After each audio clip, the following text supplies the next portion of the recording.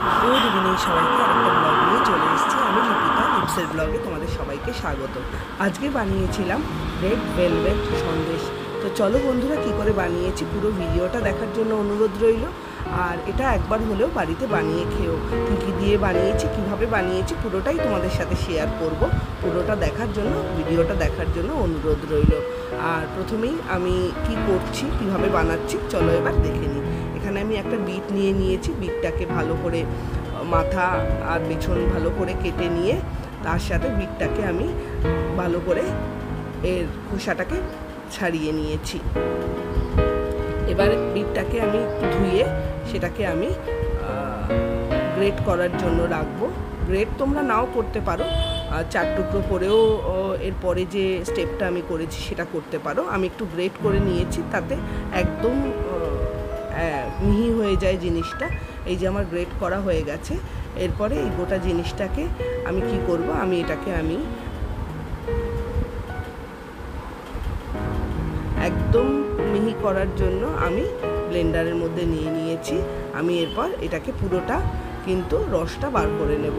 তো রসটা কিন্তু আমাকে ছেঁকে ছেঁকে বার করতে হবে, এটা পুরোটা দেওয়া যাবে না, কেন কি তাহলে এর ছাবড়াগুলো কিন্তু থেকে যাবে।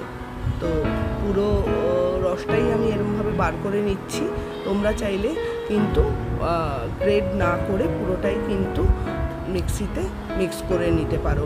তো এই যে আমার হয়ে গেছে রস। এরপরে আমি অলরেডি একটা তাওয়া বসিয়ে দিয়েছি, এতে 1 চামচ ঘি দিয়ে দিয়েছি। আর ঘিয়ের ভেতরে ঘিটা গরম হলে তাতে দিয়ে দিয়েছি গোটা গরম মশলা। তো গোটা গরম মশলা তোমরা নাও দিতে পারো, গোটা গরম মশলার গুঁড়োও দিতে পারো। তো আমি এখানে গোটা গরম মশলাটাই দিয়ে নিয়েছি। আর এখানে দিয়ে দিয়েছি হাফ কাপ মতন সুজি। তো সুজিটা একটু ভেজে নেব এপাশ ওপাশ করে, কেন কি সুজির ভেতর থেকে কাঁচা গন্ধটা না যাওয়া অবধি। এরপর সুজিটা মোটামুটি ভাজা শেষ হলে যে মিক্সচারটা আমি রেখেছিলাম গ্রেভিটা, সেটা আমি এর সাথে মিশিয়ে দিলাম। তো এটাকেও কিন্তু ভালো করে মিশিয়ে নিতে হবে। আর এর ভেতরে আমি দিয়ে দিচ্ছি 1 কাপ মতো চিনি। তো মিষ্টিটা যে যেরকম খাও সেরকম দেবে। মোটামুটি রেডি হয়ে গেছে, ডোটা দেখতেই পাচ্ছ। তো ডোটা আমি নামিয়ে নিলাম। এবার ডোটাকে নামিয়ে নিয়ে গরম গরম থাকতেই কিন্তু এটাকে একটা শেপ দিয়ে নিতে হবে। তো এই যে আমি ঘুরিয়ে ঘুরিয়ে কিন্তু আমি শেপ দিয়ে নিচ্ছি। এবার তোমাদের ইচ্ছে মতন তোমরা শেপ দেবে। আমি এটাকে স্কোয়ার শেপেই রেখেছিলাম ঠান্ডা করতে। হ্যাঁ, ঠান্ডা করার আগে আমি আরেকটা যেটা জিনিস করেছি, ওপর থেকে গার্নিশ করার জন্য একটু গুঁড়ো দুধ ছড়িয়ে দিচ্ছি। তো গুঁড়ো দুধ তোমরা নাও ছড়িয়ে দিতে পারো।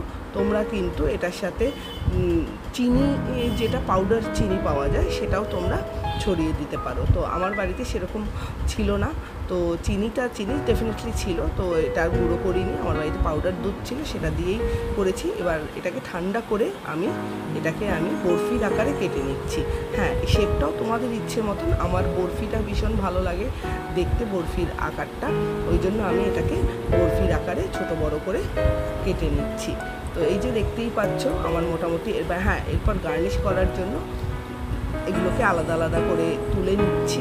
দেখতেই পাচ্ছ একটা একটা করে কি সুন্দর শেপ এসে গেছে এগুলোর। আর ঠান্ডা না হওয়া অবধি কিন্তু এগুলোকে কাটা যাবে না।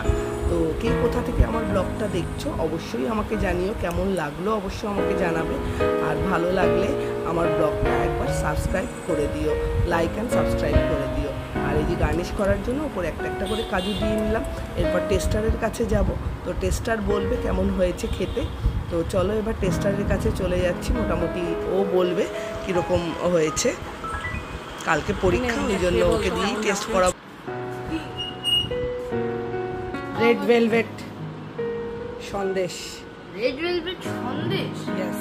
পুরোটা খাস না, সবগুলো কি তুই খাবি? হ্যাঁ। খেয়ে দেখ।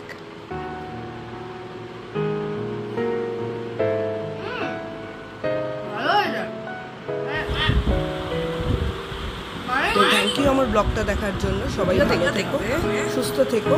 আর ভালো লাগলে আমার ব্লগটা, আমার চ্যানেলটা লাইক অ্যান্ড সাবস্ক্রাইব করে দিও। Thank you.